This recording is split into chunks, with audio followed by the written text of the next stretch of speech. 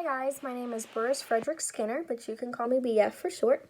In this video, I thought I'd give you kind of an overview of my achievements and accomplishments in the world of psychology. So as a bit of a background, I was born on March 20th, 1904 in Pennsylvania. I came from a warm, supportive, caring family.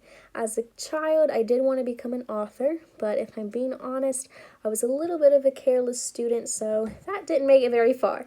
When I got to college, I became interested in behaviorism and psychology after I read the works of Pavlov, Watson, Russell, and their theories of behaviorism. So I ended up going to school for that, and I got my master's from Harvard in 1930 and then a PhD the following year. And I think my biggest accomplishment would be my theory of operant conditioning. So before we go into that, a little bit about my philosophy. So I believe psychology is an objective natural science. It needs to be based on observable facts and behaviors. I think behaviorism is more of a study of behavior rather than a philosophy of science, and it is lawful. I would consider myself a determinist. I do not believe in free will. I don't think we have the choice to pick and choose. I think that there are causes behind every behavior and experience that is predetermined. And I would also consider myself a positivist. I think knowledge of facts is based on pure logic and pure mathematics. A unified science does not involve ambiguous or meaningless concepts. Like I said, there's causes for every behavior and experience. And when I carry out my work, I am an inductivist. I think we need to start with observable data and facts and then work our way down to conclusions and theories rather than starting with a theory and building facts around it. Like I said, I think experience and observation is very important, so in that aspect, I would consider myself a radical empiricist. And I would also consider myself a materialistic monist. There is one reality and one reality only, and it is all based on matter, composed of matter. And in my system of thought, prediction and control is the most important thing, and I think the goal is to demonstrate the features of aversive control as well as the advantages of positive control. So now on to operant conditioning. This was in contrast to Pavlov's respondent conditioning, or classical conditioning as some call it. I do not consider myself an SR psychologist, stimulus response psychologist. The stimulus is only one among a thing of different variables. As it stands, I'm not sure that response is a very useful concept. Behavior is very fluid. It isn't made up of lots of little responses packed together. It's a mistake to suppose that there are internal stimuli and try to formulate everything as an SR psychology.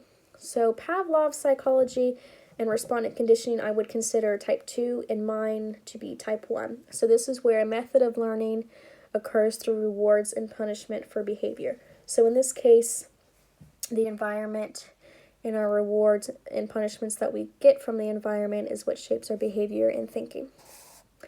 So there's positive and negative. In this case, positive means adding a stimulus, negative means taking something away. Reinforcement is something that is added, and punishment is something that is taken away. So positive reinforcement, this is where behavior is strengthened by adding a stimulus, such as giving a dog a treat after good behavior.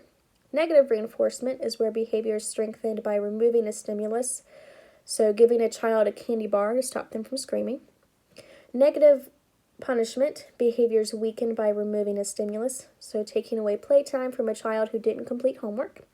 And then positive punishment is behavior weakened by adding a stimulus, so spanking a child for good behavior.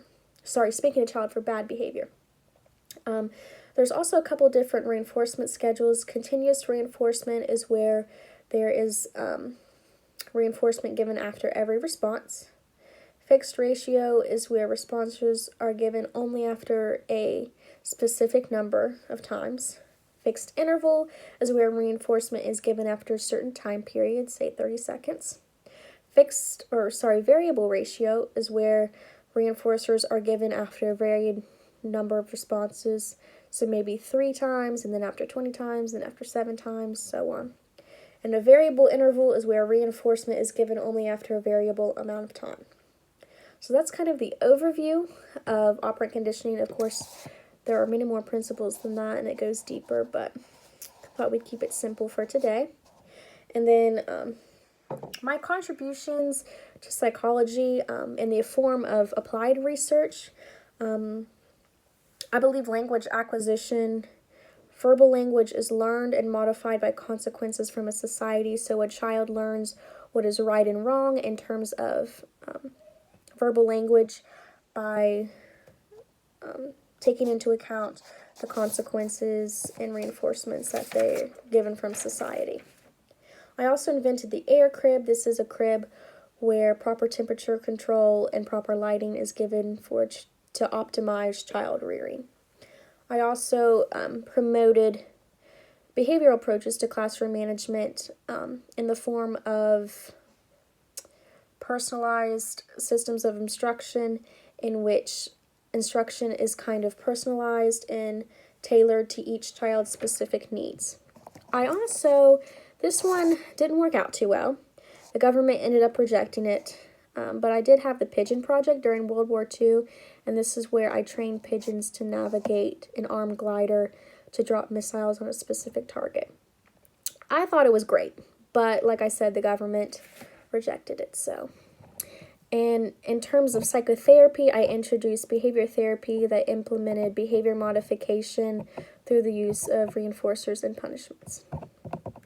So on my thoughts on other schools of thought and systems, psychoanalysis, this one,